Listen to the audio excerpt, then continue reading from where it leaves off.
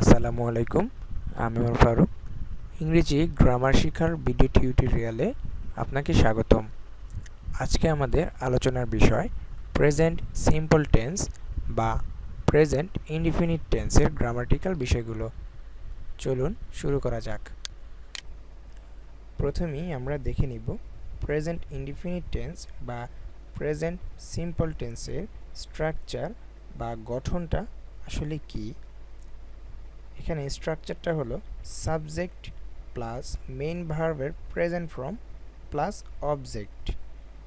একটা সেন্টেন্সে subject plus main ভার্বের প্রেজেন্ট ফর্ম প্লাস অবজেক্ট হলেই ধরে নিব এটি একটি প্রেজেন্ট সিম্পল টেন্স বা প্রেজেন্ট ইনডিফিনিট টেন্স। কোনো বাক্যের সাবজেক্ট যখন থার্ড পারসন সিঙ্গুলার নাম্বার হয় তখন মেইন ভার্বের সাথে বা মেইন ভার্বের শেষে এস বা ইএস যোগ করতে হয়। মানে হলো কোনো সেন্টেন্সের সাবজেক্ট যদি থার্ড পারসন সিঙ্গুলার নাম্বার হয় তাহলে ভার্বের শেষে এস বা ইএস যোগ করতে হয়। চলুন আমরা ব্যাপারটি ক্লিয়ার হই। যেমন হি রিডস এ বুক, এটি একটি বাক্য।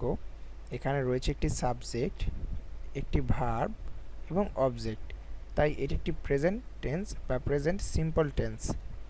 এখন এই বাক্যটিতে হি হলো থার্ড পারসন সিঙ্গুলার নাম্বার, তাই আমরা একটু আগে দেখলাম যে যদি কোনো সেন্টেন্সে থার্ড পারসন সিঙ্গুলার নাম্বার হয় তাহলে মেইন ভার্বের সাথে এস বা ইএস যুক্ত হয়। যেহেতু এখানে হি হলো থার্ড পারসন সিঙ্গুলার নাম্বার এবং মেইন ভার্ব হলো রিড, তাই এই রিডের সাথে একটি অতিরিক্ত এস যুক্ত হয়েছে। কারণ সাবজেক্ট যখন থার্ড পারসন সিঙ্গুলার নাম্বার হবে তখন মেইন ভার্বের সাথে এস বা ইএস যুক্ত হবে, তাই এই বাক্যটিতে রিড এর সাথে এস যুক্ত হয়েছে। এছাড়াও যে সকল ভার্ব এর শেষে double S, SH, CH, X, Z এবং ও দ্বারা গঠিত হয় তাদের শেষে ইএস যোগ করতে হয়। মানে হলো যে সকল ভার্ব সমূহ এই কয়েকটি শব্দ দ্বারা গঠিত তাদের শেষে এস বা ইএস যোগ করতে হয়। চলুন আমরা ব্যাপারটি ক্লিয়ার হই।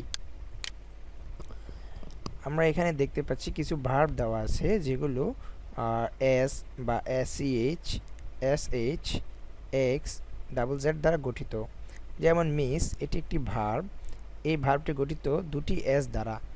তার মানে হলো যেহেতু এটি দুটি এস দ্বারা গঠিত, এই ভার্বটি দিয়ে যদি কোনো বাক্য গঠিত হয় সেই বাক্যের যদি subject third person singular number হয় তাহলে এই ভার্বটির সাথে ইএস যুক্ত হয়ে ভার্বটি এরকমভাবে গঠন করবে। যেমন কিস, এটি একটি ভার্ব। এই ভার্বটি যদি কোনো সেন্টেন্সে গঠিত হয়, এই ভার্বটি দ্বারা যদি কোনো সেন্টেন্স গঠিত হয় এবং সেই সেন্টেন্সটির সাবজেক্ট যদি থার্ড পারসন সিঙ্গুলার নাম্বার হয় তখন ভার্বটি ব্যবহার হবে কিসেস রূপে। যেমন হি মিসেস ইউ, এখানে হি হলো থার্ড পারসন সিঙ্গুলার নাম্বার, তাই ভার্বটা যেহেতু শুধু ছিল মিস, এই যেহেতু থার্ড পারসন সিঙ্গুলার নাম্বার তাই মিসের সাথে এই অতিরিক্ত ইএস যুক্ত হয়ে সেন্টেন্সটি গঠন করেছে। হি হলো থার্ড পারসন সিঙ্গুলার নাম্বার আর মেইন ভার্বটা হলো মিস, তাই এর সাথে ইএস যুক্ত হয়ে মিসেস গঠন করেছে।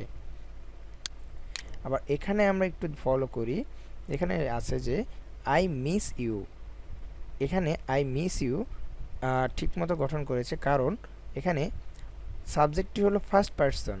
যদি এখানে ফার্স্ট পারসন না হতো, থার্ড পারসন হতো, তাহলে এই মিসের সাথে ইএস যুক্ত হতো। এখানে ফার্স্ট পারসন দেখেই ভার্বটি যেমন ছিল তেমনই রয়েছে। তার মানে হলো সাবজেক্ট যখন থার্ড পারসন সিঙ্গুলার নাম্বার হবে তখন ভার্বের সাথে এস বা ইএস যুক্ত হবে। এছাড়া যখন verb double S, SH, CH, X, Z এবং ও দ্বারা গঠিত হয় তাদের শেষে ইএস যোগ করতে হয়। যেহেতু এখানে ভার্বটি ডাবল এস দ্বারা গঠিত কিন্তু সাবজেক্ট ফার্স্ট পারসন হওয়ায় এখানে কোনো ইএস যুক্ত হয়নি। আজকে এই পর্যন্তই। আশা করি আপনারা টিউটোরিয়ালটি বুঝতে পেরেছেন। আগামী টিউটোরিয়ালটির জন্য অপেক্ষা করুন। ধন্যবাদ।